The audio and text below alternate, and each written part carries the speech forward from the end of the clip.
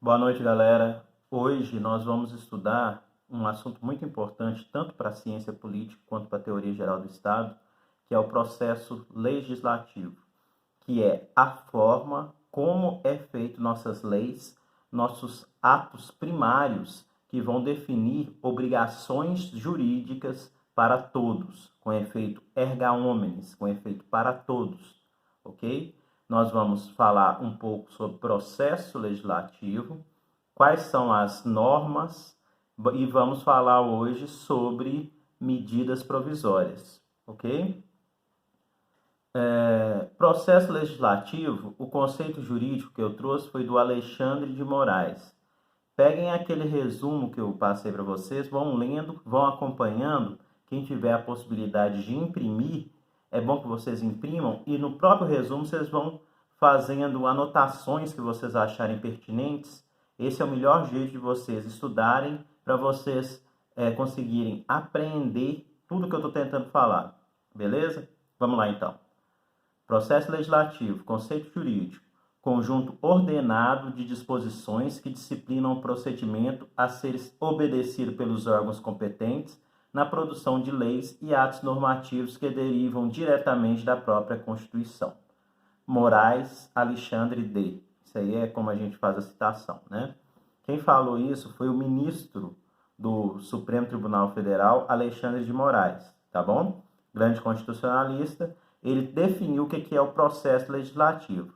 Quando ele fala que é o procedimento a ser obedecido pelos órgãos competentes, na sua grande maioria, esses órgãos competentes são os órgãos do Poder Legislativo. Em âmbito nacional, nós temos o Congresso Nacional. Lembrem que o Congresso Nacional ele é composto pela Câmara dos Deputados e pelo Senado Federal, ok?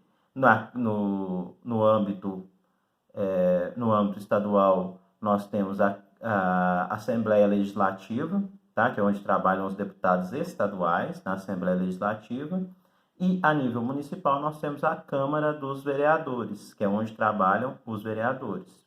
Então, esses órgãos, na sua grande maioria, são os órgãos do Poder Legislativo. Por que eu estou falando da grande maioria? Porque hoje vamos começar a falar sobre o procedimento das medidas provisórias. Vocês vão ver que as medidas provisórias, elas são editadas pelo chefe do Poder Executivo. Ah, mas é só o presidente? Na Constituição está falando que é privativo do presidente. Sim, porque a Constituição está arcando, nesse caso, com a União. Mas depois a gente vai ver que pode também governador fazer medida provisória e prefeito também pode fazer medida provisória, desde que esteja previsto na Constituição Estadual para o governador e na Constituição Estadual e na lei orgânica do município para o prefeito. Tá bom? Vou continuar, mais para frente a gente fala sobre isso. Normas que derivam do processo legislativo estão elencadas no artigo 59 da Constituição da República. Galera, quem tiver com a Constituição, coloquem aí o resuminho e a Constituição, vão acompanhando. Eu coloquei aqui para ficar mais fácil para a gente, tá?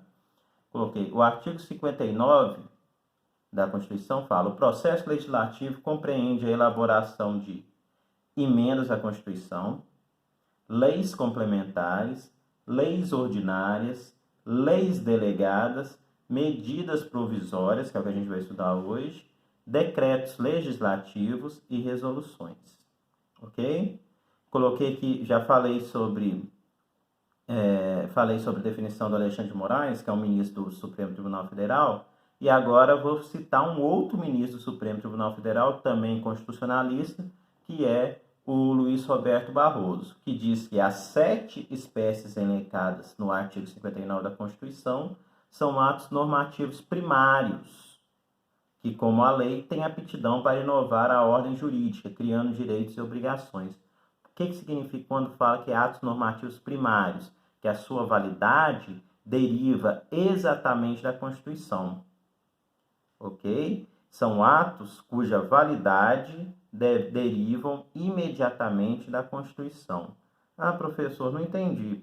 É o seguinte, quando o Poder Executivo ele decreta uma portaria, quando o Poder Executivo faz um decreto, iguais esses decretos, sobre você poder circular ou não poder circular, se poder abrir comércio ou não abrir comércio, esses decretos, eles tiram sua validade de uma lei.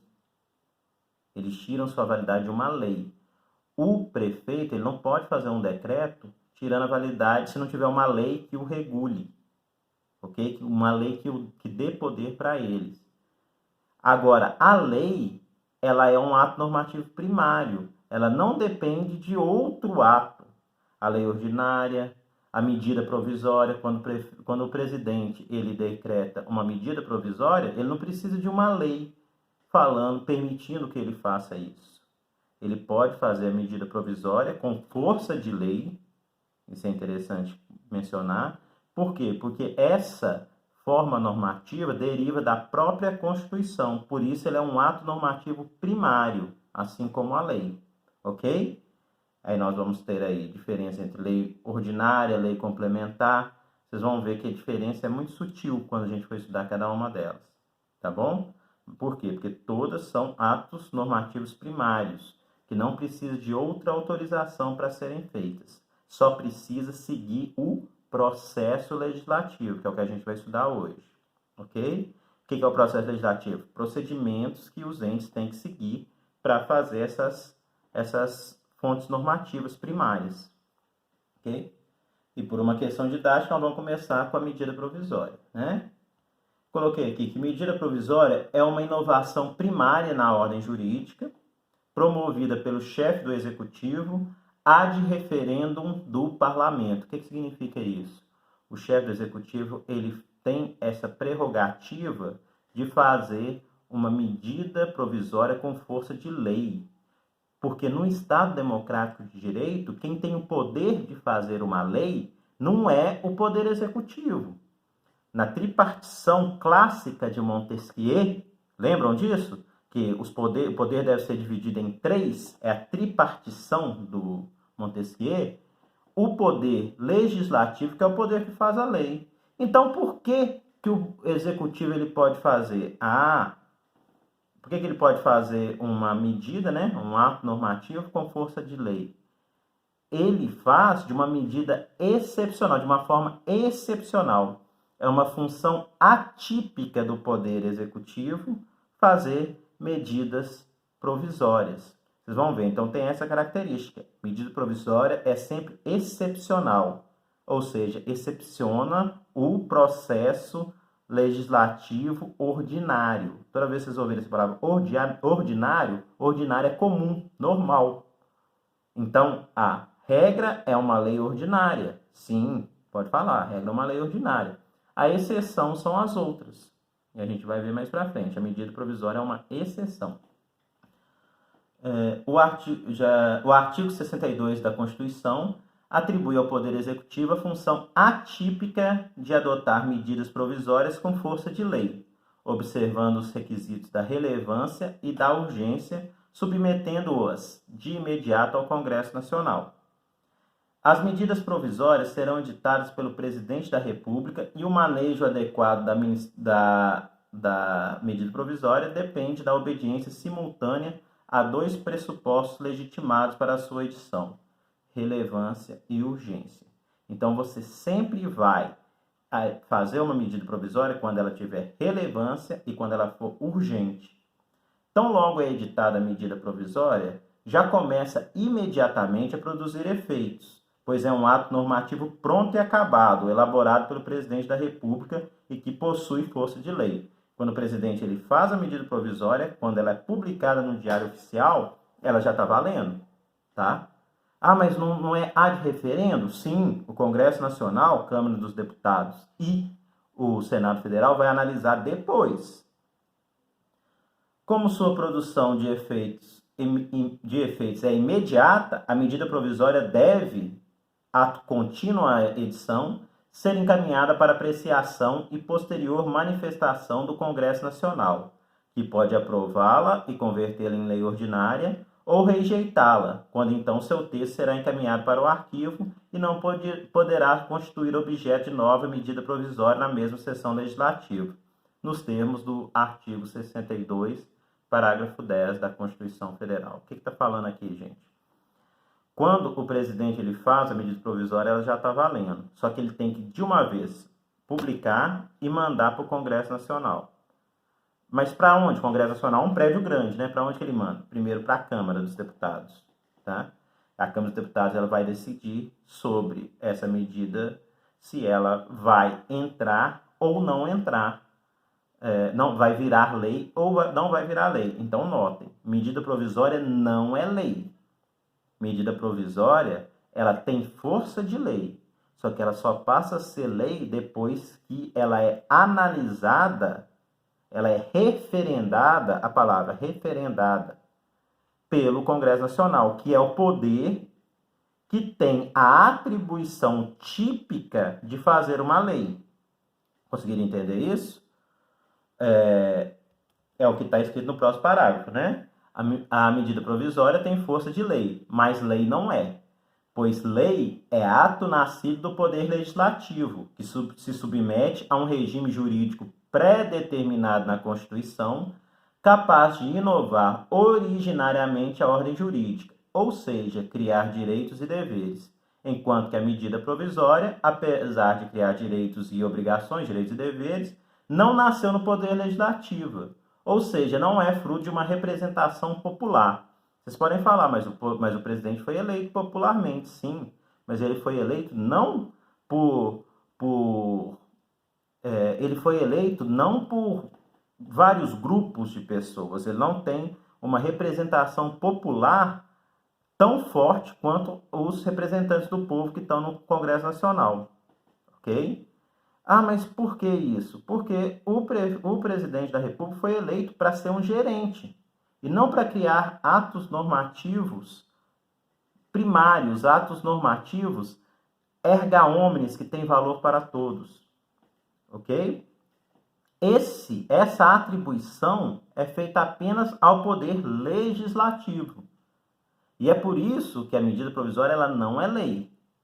Ela tem a força de lei, mas ela deve ser referendada pelo Poder Legislativo.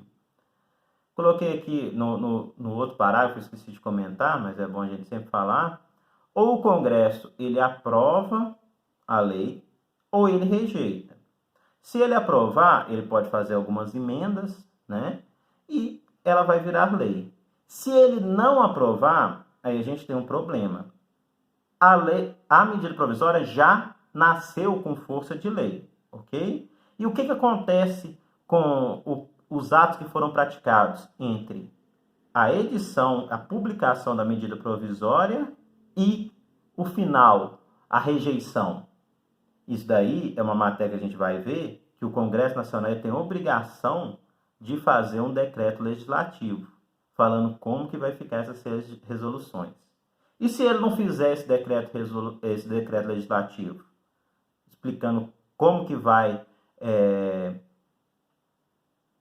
normatizar, né, essas relações jurídicas durante o tempo, aí vale a medida provisória, tá? Aí vale a medida provisória que vai regular os atos que foram feitos enquanto ela estava vigente, ok?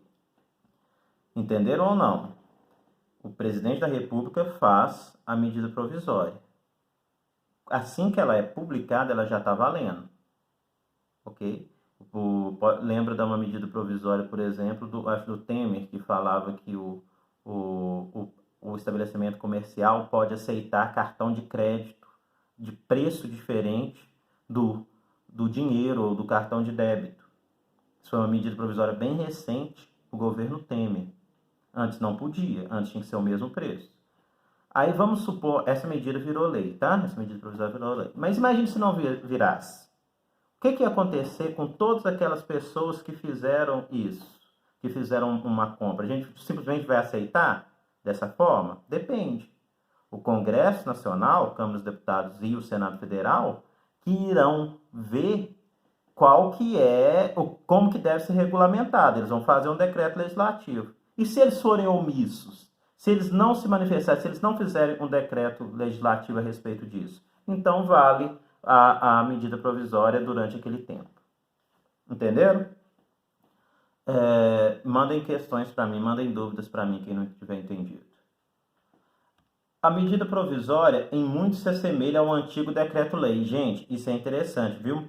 Se você abrir o seu código penal, o seu código, a lei de contravenções penais, vocês vão ver que está lá, decreto-lei 2848 no Código Penal, né?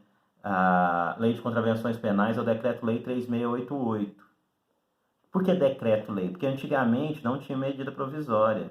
Antes da Constituição de 88, os atos não tinham essa medida provisória. A medida provisória veio para modificar o decreto-lei. Tá? E essa legislação continua valendo? Sim. Após a Constituição de 88, tudo o que não é contrário continua valendo. Tudo que não é contrário a ela continua valendo. Tá? Contrário materialmente. Depois a gente vai falar sobre isso. A MP muito se assemelha ao antigo decreto-lei na medida em que só pode ser editada pelo presidente da República. Aqui tem que colocar ressalva que os governadores e os prefeitos também podem, se tiver previsão na Constituição Estadual e na lei municipal, tá bom? Na lei orgânica municipal. Sendo vedada... Não, esse aqui não tá, esse aqui tá errado. Vamos lá, previsão normativa. Previsão normativa da medida provisória está no artigo 62 da Constituição da República de 88. Em caso de relevância e urgência, o presidente da República poderá adotar medidas provisórias com força de lei, devendo submetê-las de imediato ao Congresso Nacional. Redação dada pela Emenda Constitucional número 32 de 2001. Aí é onde está previsto, previsão normativa. Coloquei aqui, princípio da simetria permite que os governadores e prefeitos possam editar medidas provisórias também, cabendo à legislação estadual e municipal reger tal assunto. Foi o que eu acabei de falar, né?